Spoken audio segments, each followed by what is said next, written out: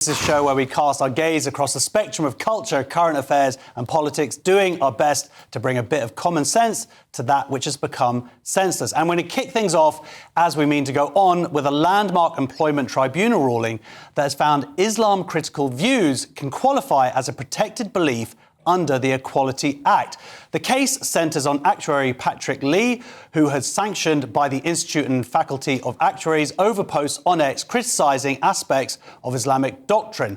Judge David Khan ruled that Lee's belief that certain Islamic teachings can be subject to robust criticism meets the threshold for legal protection. A full hearing in February will decide whether Lee's tweets were an appropriate expression of that belief. Here is what Labour MP Barry Gardiner had to say earlier this week on GBNews during a debate with the head of policy for Reform UK, Zia Yusuf.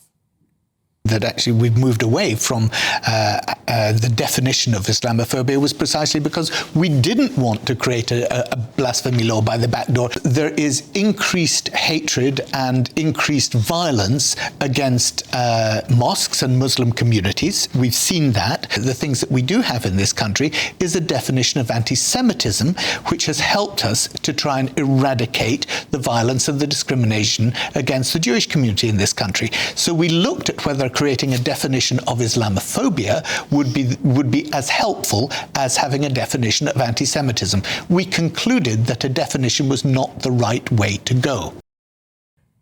So I am now joined to discuss some of those points and more by actuary and software engineer Patrick Lee. Welcome to the show, Patrick. Thank you very much. Thank you. Patrick, let's kick off with the question I think everybody here wants to know the answer to. What's an actuary?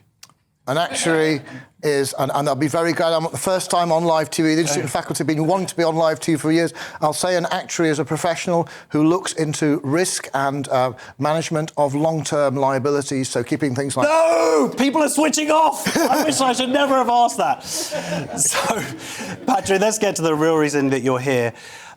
This case, I would argue, is a landmark decision along the lines of Maya Forstadter's case, where she took her employers to court to be able to prove that, in her case, that believing in gender-critical ideas are worthy of respect in a society. This is similar, but it's about criticising the religion of Islam. So what Barry Gardiner was talking about in that clip was Islamophobia. The dangers of that, of course, are mixing up criticism of an ideology with the hatred towards people who follow that ideology, right? Absolutely. And I did not criticise individual Muslims, except there was one case of a Muslim who said that beating a wife was OK, providing you didn't hit the face. My criticisms were about the doctrines, primarily about the Islamic texts, these texts which are given official status, which ISIS and others can use to justify all sorts of things like not just wife beating, but sexual slavery, child marriage, killing infidels, you name it. All the sort of crimes that ISIS have done can be justified by these texts, and those texts are what I criticised. So you wrote these texts, they weren't on X. Now, some people out there might agree with you, some people might not agree with you, but the point is we live in a liberal democracy where we should be able to criticise ideas. And Islam, like all religions, is a set of ideas. So what happened after you'd posted these tweets then? No Muslim had complained, but the Institute and Faculty took it on their own bat to make a complaint just in case someone was offended. And then MEND, an offshoot of the Muslim Council of Britain, did do a complaint a bit later. I think someone had alerted them. But the first thing started with the Institute and Faculty of Actuaries themselves bringing... And that was about 4 years ago, though? That was 5 years ago, September 2020. And then the case, eventually, I was found guilty on 42 tweets out of 83. So it was 42-41, so it's like a football draw, but because the Institute and Faculty were narrowly in front, I was deemed to have lost that, and they awarded me, I had to pay costs of £23,000, and they banned me from the organisation for 2 years and gave me a reprimand. Wow. And this has nothing to do with my work. I think they interfered in my right as a private citizen to take part in political debate. And I think if professionals are not allowed to take part in political debate about important social and political matters, then democracy suffers. So, you know... Well, you're on the right TV show. Yeah, free speech nation. And I think in the same way that the BBC are accused of interfering in an American election and accused of indoctrinating people, I think the Institute and Faculty of Actuaries and other regulators like that who do this woke diversity, equity, inclusion, they prevent professionals from taking part in debate on... They don't want certain inconvenient truths to be mentioned. Well, surely, works bodies, their concern should be about the standard of your work. It shouldn't have to do anything to do with your opinions as such. But certainly this fear of criticising Islam and the fact that they kind of seem to kind of go for you even without any initial complaints there, that's the fear that then just shuts people down, right, from being able to discuss these points.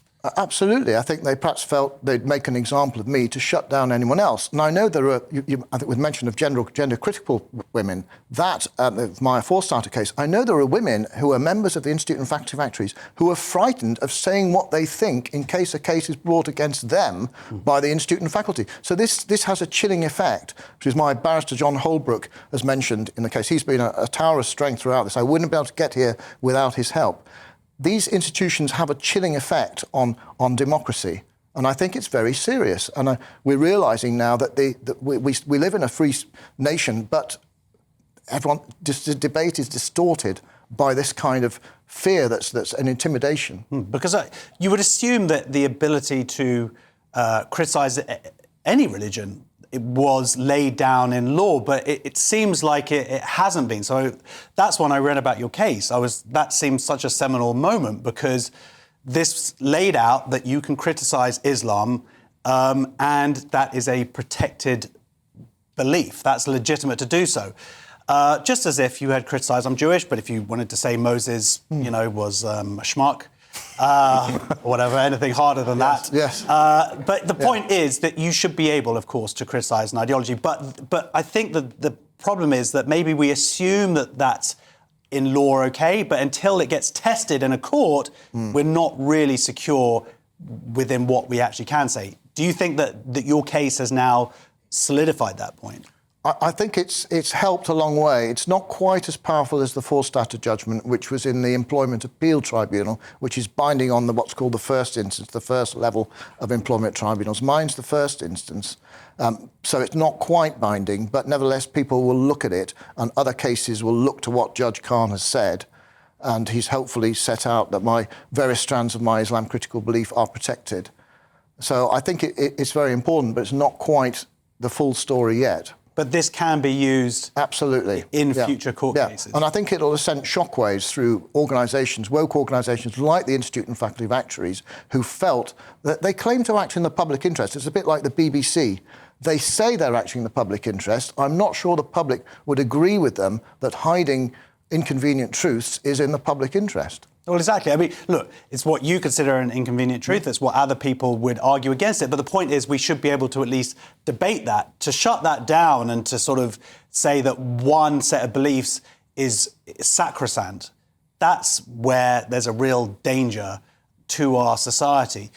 Do you think that, I mean, this is sort of would be a self-aggrandizing statement for you, but do you think that this is as important as I believe it to be in terms of our future, what is allowed now for us to talk about? I'm told by others that it can be. It is certainly a very important precedent that could be as important as the for-starter one for gender-critical rights. This now enables people to feel a lot freer about criticising Islam. I mean, how far you're allowed to go, that's the kind of thing that's going to be debated in or decided by a judge in February in the final round of the Employment Tribunal. And there's a place for debating, and I wouldn't go and do that inside a mosque. I wouldn't go and do it outside a mosque.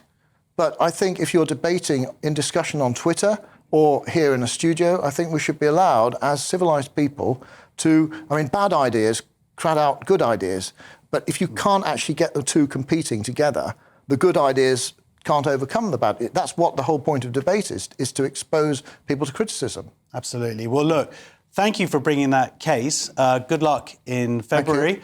And like I said, I think it's a pivotal moment defending Western liberal democracy. So thank you very much for joining us. Patrick Lee. Thank you very much. Thank you. So here's the comment from the IFOA. Under its Royal Charter, the IFOA has a responsibility to regulate the actuary profession in the public interest. The IFOA's independent disciplinary process operates to ensure that the public has confidence in the work of actuaries and that the reputation of the actuarial profession is safeguarded. We acknowledge the decision of the Employment Tribunal at this preliminary hearing, but are unable to comment further while proceedings remain ongoing.